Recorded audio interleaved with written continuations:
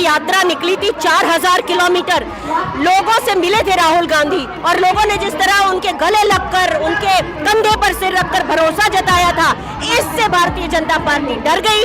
जो उसने कैंपेन चलाया था राहुल गांधी के चरित्र हनन का, वो कैंपेन ही अपने आप में असफल हो गया। भारतीय जनता पार्टी सत्ता जाने से सबसे ज्यादा डरती है। वो कभी भी देश के लिए नहीं लड़े, देश के लिए अपना सर्वस्व कांग्रेस ने न्यौछावर किया है।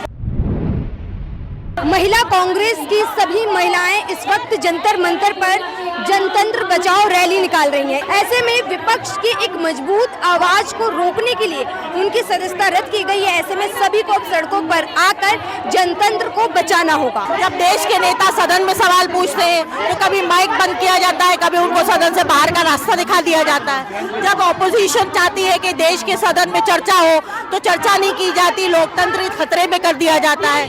जब देश की जनता महंगाई से त्राहिमाम करती है तो उसकी आवाज दबाने के लिए हिंदू मुस्लिम झगड़े करवा दिए जाते हैं, क्या ताकि असली मुद्दों पर सवाल न उठे।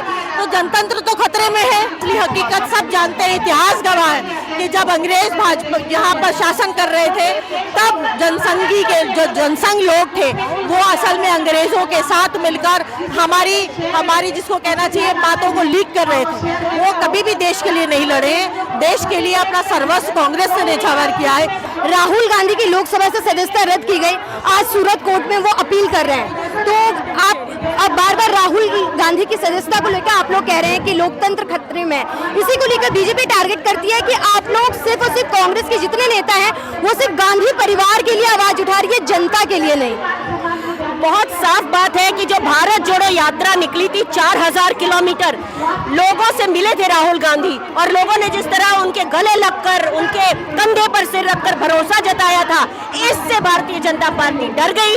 जो उसने कैंपेन चलाया था राहुल गांधी के चरित्र हनन का, वो कैंपेन ही अपने आप में असफल हो गया। तो अब क्या करे भारतीय जनता पार्टी, उसे दिख रहा है क्योंकि भारतीय जनता पार्टी सत्ता जाने से सबसे ज्यादा डरती है। फिर भी राहुल गांधी प्रेस कॉन्फ्रेंस करते हैं, वो डरते नहीं है, वो प्रेस कॉन्फ्रेंस करने के लिए सामने आते हैं। लेकिन प्रधानमंत्री नरेंद्र मोदी, जिनका सबसे ज्यादा दायित्व है सवालों का जवाब देने का, वो नहीं आते प्रेस कॉन्फ्रेंस करने। इस पर क्या कहेंगे?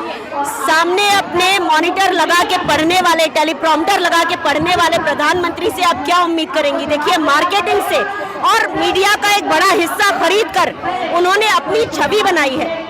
उनकी अपनी छवि पर 7000 करोड़ रुपए से ज्यादा खर्च हुआ है। तो प्रधानमंत्री को जब वो मुलम्मा उतरता हुआ दिखता है तो वो थर्राते हैं, इसलिए वो कभी मीडिया का सामना नहीं कर पाते क्योंकि वो किसी भी औचक सवाल के लिए तैयार नहीं है और ये जनतंत्र की निशानी है ही नहीं। जनतंत्र को लेकर आप लोग लड़ रहे हैं। जिस मीडिया पे आप लोगों का भरोसा उठ गया, वो मीडिया कर्नाटक में आपकी ज्यादा सीटें दिखा रही है, क्या कहेंगी? अब मीडिया जितना भी, देखिए ये तो आपने देखा है कि मीडिया बिका हुआ है, भारत जोड़ो यात्रा को दिखाया नहीं उसने, लेकिन कर्नाटक में जो वो दिखा रहे हैं मैं समझती हूँ उससे भी ज्यादा बीजेपी का विरोध हो रहा है और मीडिया को कहीं ना कहीं थोड़ी बहुत रीढ़ की हड्डी की आखिरी वर्टिब्रा बची होगी, वो दिखाने के लिए वो सच दिखा रहा है। आपने ये जनतंत्र बचाओ रैली में संसद को मोड़ाने से क्यों, मतलब ऐसे जैसे उनका कब्जा हो, ये क्यों दिखा रहे हैं आप लोग? क्योंकि ये साफ है जिस तरीके से जेपीसी का जांच से मोदी बच रहा है, मोदी के पूरे सरकार जो है सत्ता के सदन के अंदर और सदन के बाहर भी ये आवाज उठ रही है जेपीसी की जांच हो। ये जांच करवा नहीं रहे, जेपीसी का जांच का कमेटी बिठा नहीं रहे, तो साफ है कि ये डरते हैं कि अगर ये जांच हो तो एक बहुत बड़ा स्कैम बाहर आएगा और इसका ये भी मतलब है कि ये मोदी और अदानी एक है, ये मोदानी है और अब पूरे के पूरे जो पार्लियामेंट पे मोदानी का कब्जा है। मैं पूछना चाहती हूँ कि भाजपा में क्या भ्रष्ट नेता नहीं है, भ्रष्ट सांसद नहीं है?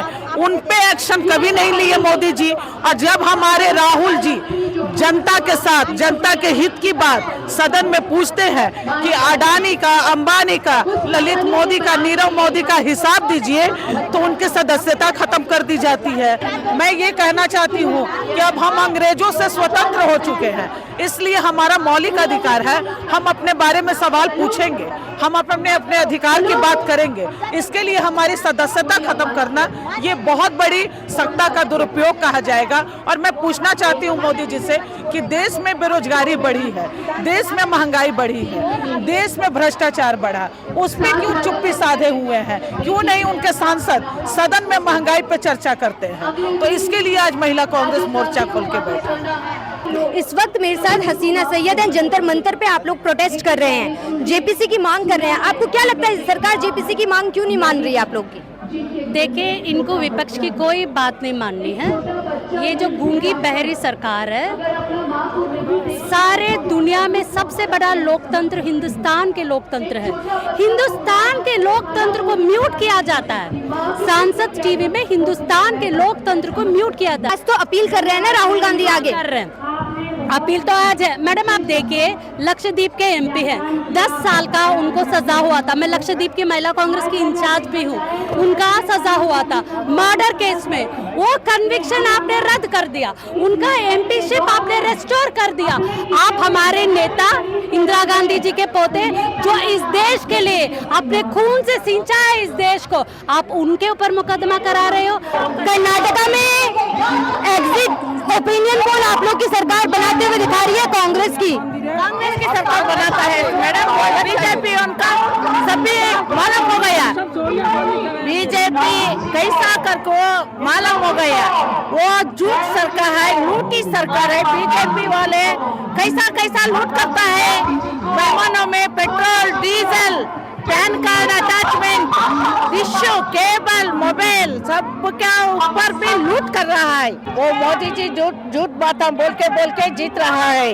सभी ऐसा करता वैसा करता। कर्नाटक आ गया, कॉफी को इंटरनेशनल कार्प बना देंगे और पानी बड़ा बड़ा पाइप डाल के पानी छोड़ेंगे, ऐसा तब भी कर्नाटक को बोले, वो क्या भी नहीं करे।